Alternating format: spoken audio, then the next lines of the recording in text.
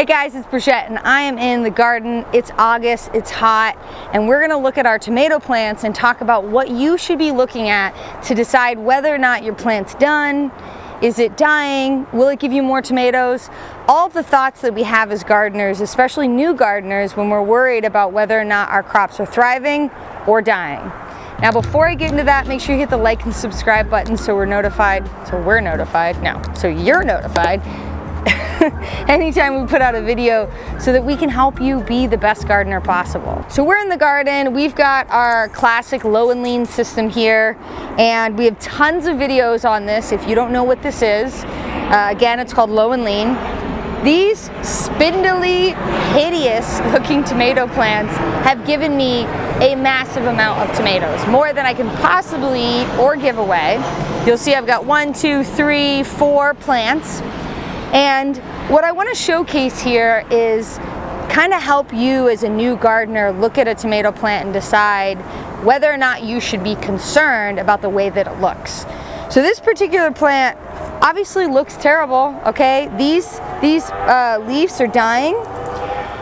That does not mean the whole entire plant is dying or there's something tremendously wrong with it. These leaves have given their all. They are dying, and this plant, just like we shed our skin, this plant will shed dead leaves. You'll notice that it always starts towards the bottom, and I typically prune these off. I haven't gotten to it yet, and I actually left them on for the video's sake to show you that these guys they've just given their all. They're done, and you can actually see here, look, this little leaf is dying and dead, and here comes new growth. This plant will continue to grow in zone 9 and 10, especially if you're closer to the coast. This could continue to grow all year round. Now, whether or not it's going to be productive is a different story. So when you start seeing leaves on the bottom of your plant dying off, don't immediately freak out and jump onto Facebook and be like, what's wrong with my tomato plants dying? Take a deep breath and know that these are living organisms and they change just like we do.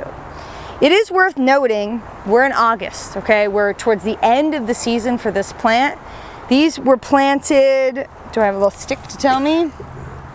Oh yeah, these were planted back in March. So they have given me so much. And you'll also start to notice that there is some spotting and some disease on here.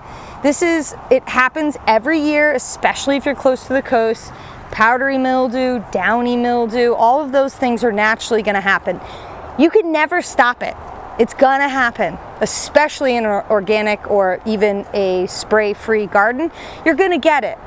But as the plant gets older and starts to decrease in its energy levels and the season changes, the hours of sunlight get shorter, this plant literally has less energy both from the sun and from itself to grow more tomatoes. So I have to make the decision on whether or not it's worth keeping this or pulling it and getting rid of it, because how many tomatoes realistically is it going to give me as the season goes on? Now, if I don't need this space, which one thing that is great about the low and lean is you're going up, so I do have space to do other things around the bottom of this plant. In fact, this year we did carrots in between our tomatoes, which look, we still have one little baby carrot right here, didn't get harvested. Turns out carrots do love tomatoes. I guess that's a saying. Anyways, if I don't need the space, I can leave this here. What I would want to do is prune off all of the dead. This doesn't need to be on here. I throw it away. I don't compost it, in part because there is some disease on here and I don't want that spreading. I use clean pruners, and I would make sure that this is in a part of the garden that's going to get the maximum hours of sunlight possible, because the natural hours are going to get shorter, and so I definitely don't want this getting shaded by a tree, by a building, by a neighbor's house, anything like that. It needs to be in complete full sun. And also you need to change your expectations. This is not going to give you the same amount of tomatoes as it would have in the beginning of the year, because the temperatures are changing, the day length is changing, the nighttime is getting cooler. All of those things are going to factor in. Now for me, in my particular space, even though I can leave these up, I'm gonna pull them out for several reasons. One, I'm kind of tired of tomatoes. And also, it's not going to give me much at all. All of these tomatoes are large, indeterminate slicers. Those tend to be the least productive in off-season conditions.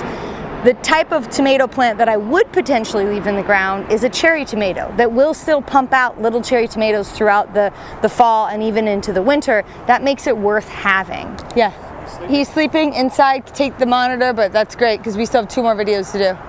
We'll be done in a bit.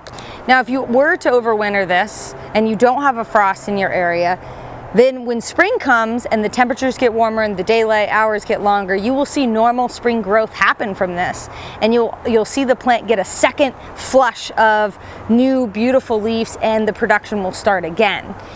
I would only do that if the plant is healthy and it's not harboring a bunch of diseases. It doesn't make sense to keep a plant in the garden that is not super productive and is going to be, covered in powdery mildew, spreading it to other parts of your garden when you can rip it out and start anew in the spring. On this vine, this is normal decay that's happening because the plant is older. It does have a little bit of powdery mildew, but that's not a big deal.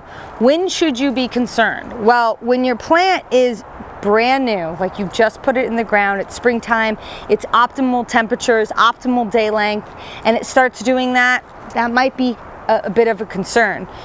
You will always have some, even in the most healthy conditions, you're gonna have some leaf decay. It's gonna happen. Older leaves are gonna fall off to make way for new leaves.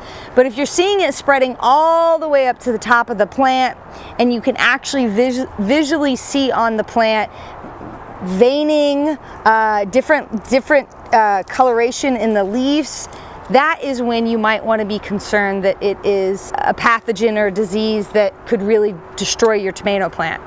Now, here's a little public service announcement. It is very, very, very, very difficult, almost impossible to accurately diagnose a Solanaceae or a tomato plant disease with a photo. And I see it all the time. People will post a leaf like this, and you'll get 15 comments about what disease it is, and every single one is a different disease. It's really, really difficult unless you send it into a plant pathology lab that can actually test the tissues and find out what it is. But here's some things that are helpful to know. In zone 9 and 10, we have way less disease pressure because we don't get summer rains. Summer rains are what causes bacteria in the soil to splash up onto the leaves and spread up onto the plant. So it's one thing to be grateful for. The lack of summer rains actually makes it easier to grow tomato plants. We also have less incidences of blight and other diseases. So generally speaking, if you're growing your tomato plant in the right season, under the right conditions, and you are either irrigating or watering at the soil level, you're likely to have a very happy, healthy plant, but it will still show some imperfections like this. Tomato plants are not perfect, and neither are we. Keep that in mind and don't have your expectations so high, and then you won't worry as much throughout the season when you see a couple little specks on your tomato plant.